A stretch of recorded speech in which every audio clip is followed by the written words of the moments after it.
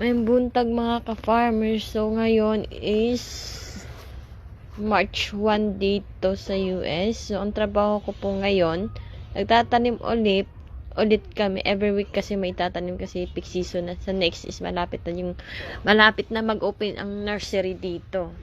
So, after ng nursery, open ang barn for, produce na. Nagbebenta na kami ng retail. So, ayan po yung trabaho namin ulit. Ayan po, nagtatanim po ako ng iba-ibang crops na naman ngayon. People, bell pepper, hot pepper, red pepper, tomato. Ayan po tinanim namin ngayon. So, ayan po.